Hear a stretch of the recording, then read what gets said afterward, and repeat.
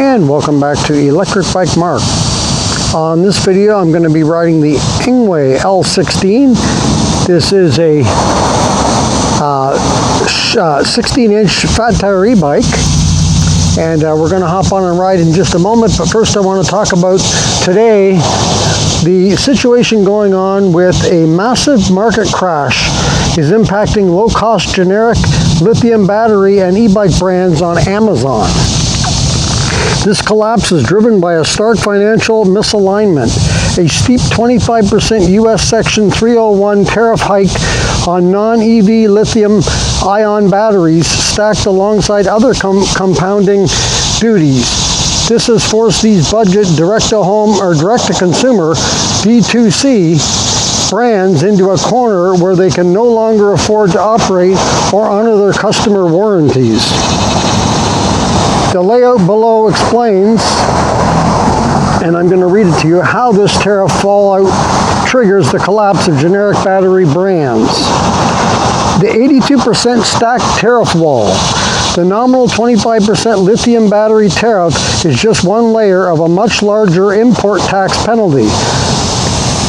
By combining multiple active trade barriers, the real cost to clear a Chinese lithium-ion battery package through U.S. customs has reached an unsustainable 82.4% total duty rate. 25% tariff. The Section 301 surcharge enacted on all non-EV Chinese lithium batteries, 54% duty added. 54% duty added reciprocal trade tariffs stacked on top of a base shipping, 3.4% MFN duty, standard most favored nation baseline custom fees. The result, importers bringing in a factory price $100 battery pack must pay an extra $82 in upfront tariffs alone before the product can be listed on Amazon. Generic brands, Amazon brands, often operating under randomly generated trade names, historically rallied on a high-margin, low-overhead loophole.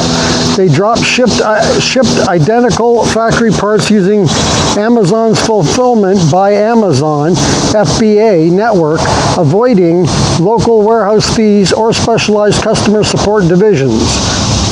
No price headroom. Because Amazon listings are highly competitive, these brands cannot double their retail prices to match the 82% tariff without losing all customer demand. Absorbing capital losses. Forcing sellers to absorb the massive upfront tax eliminates their razor-thin profit margins entirely. The liquidation crash. Unable to sustain imports, these generic sellers are slashing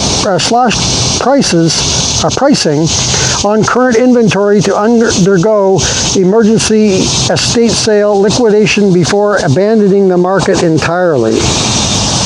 The warranty evaporation crisis. The ultimate casualty of this market crash is the consumer warranty. Because generic brands lack localized infrastructure, they handle warranties dynamic to demand, relying entirely on ongoing sales revenue to pay for product replacements. Vanishing sellers. When a store's financial model collapses under the tariff burden, the entity simply disappears from Amazon, leaving buyers with an unresolvable 12-month or 24-year warranty contract. Vanishing parts. Once the brand stops importing cargo to avoid the tariffs, well, the entire physical supply chain for replacements such as proprietary battery management systems, or BMS, controllers and connectors vanish overnight. Consumers who purchase these heavily discounted items are protected by Amazon's 30-day standard return window. Once day 31 hits, the consumer is left completely on their own, carrying the safety and financial liability of an orphaned lithium-ion battery system. So let's hop on here and talk a little bit about this. First, I have a question for you folks that are watching right now. And my question to you is, have you ever purchased an e-bike from Amazon? And if you did, how did it work for you? Was the bike good? No issues, you know? Because I personally have never purchased an e-bike off of Amazon. I've always gone directly to the company's website.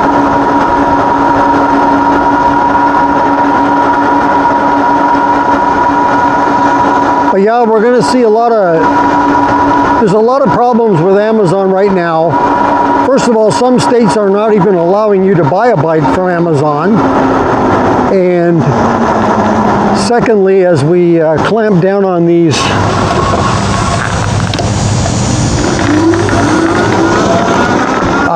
safety laws toward batteries, and now the tariff on top of that, the landscape is changing. And so we're going to see where this all shakes out.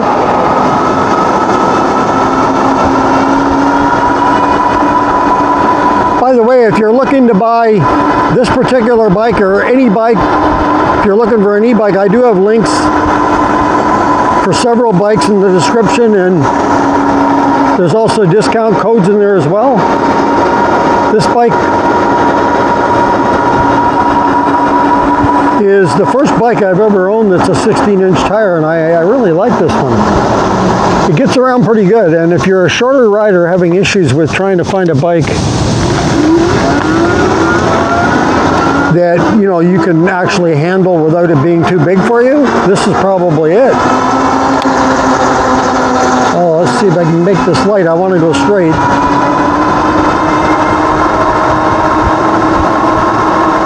I'm just going to make the light. It's turning yellow.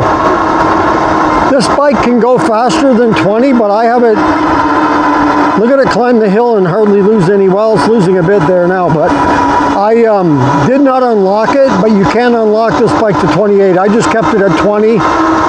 I wanted to keep it class 2 legal if I wanted to ride on trails. I wouldn't have any issues.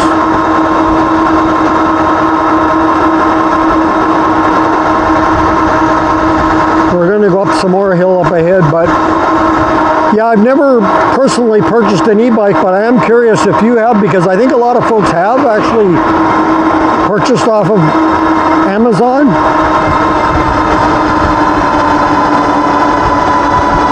I mean, like a lot of people, I have Amazon Prime, and I bought a lot of things off Amazon, but not a bike. I bought things for bikes, anywhere from brake pads to flat, you know, like a patch kit for fixing flat tires. Flat out, I bought all kinds of stuff like that, but I've never purchased an actual bike off of Amazon.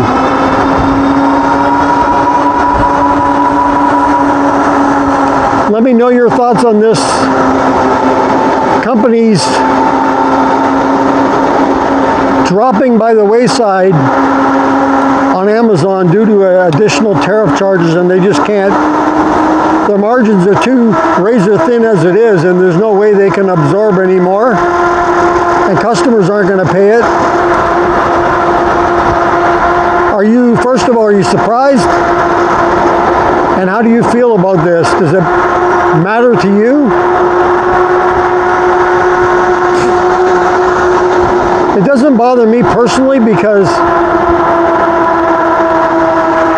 I don't, like I say, buy off Amazon anyway. At least the e-bikes I don't buy.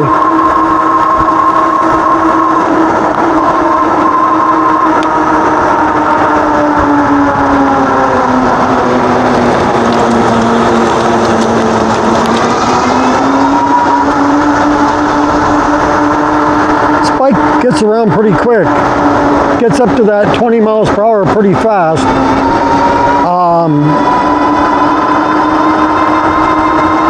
But But if you did purchase a bike like this one, it's up to you whether you want to unlock it or not. Lots of people like to unlock it. It climbs that hill and doesn't even lose any speed here. Let's see what it does here, because it's going to get steep right here at the end.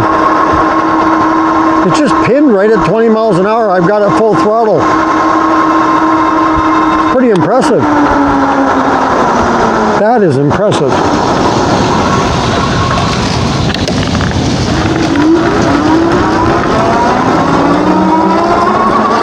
One more question about Amazon. If you haven't bought a bike yet from Amazon, would you be okay with buying a bike off Amazon, or are you more, you know, no, I'll buy directly from the company, thank you?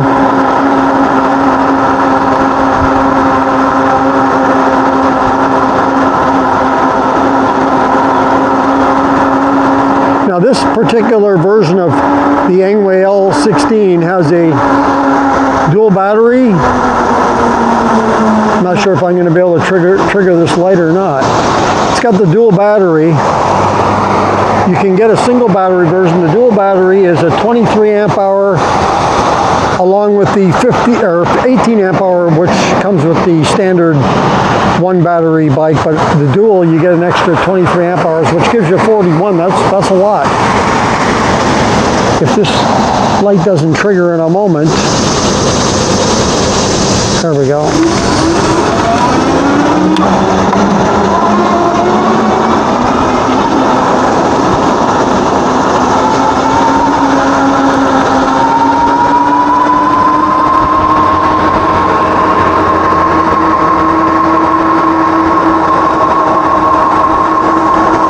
Every day, I'll tell you, you wake up, and I've got my, you know, I've got my fingers, or try to anyway, on the pulse of what's going on with e-bikes and laws and all that. And I tell you, every day you wake up, you don't know what's going to be next. You know, it's to the point basically where nothing is shocking anymore. You know, nothing is surprising to me. It would take a big story to really shock me.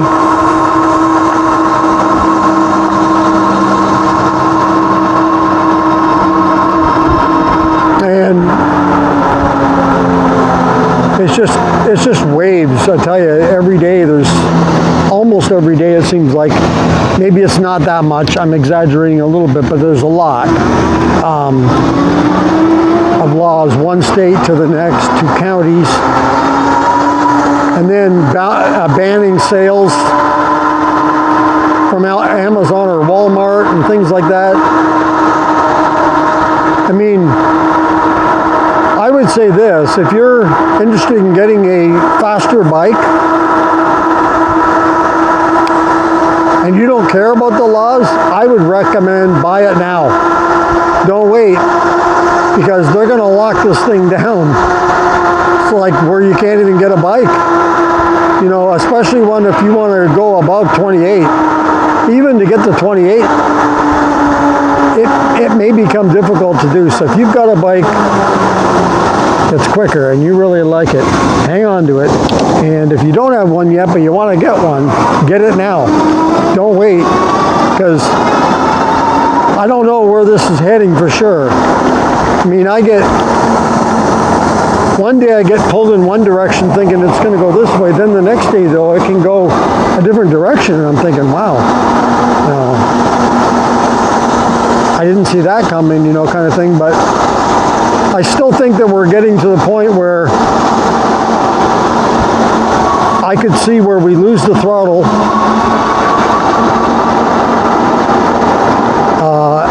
and we're limited to 20 miles an hour. Anything above that, and if you want a throttle, then you're going to have to go through, this is my guess as to what's going to happen. Then you're going to have to get a license and a registration and insure your bike and all that. But if you want to stay completely, you know, just riding a e-bike just as you would a traditional bike without having to pay any extra fees and all other than buying the bike, then that's where I think it's heading. That's just a personal feeling I have. And it may not go down through the whole federal law, but it may go state by state, one at a time kind of thing. I don't know, but we'll see. I could be completely wrong, and it could stay with throttle. I hope it does. I hope I am wrong, but I don't know. That's going to do it for this video today. Hey, if you like this video on Electric Bike Mark, please hit that like button, and if you would like to subscribe, that would be totally awesome. We're trying to get to 10,000. That would be an awesome number to hit for subscribers, and if you would like to do that, please hit the subscribe button. Thank you very much. If you want to be notified as to when the next video comes up on the channel, just hit that notification bell.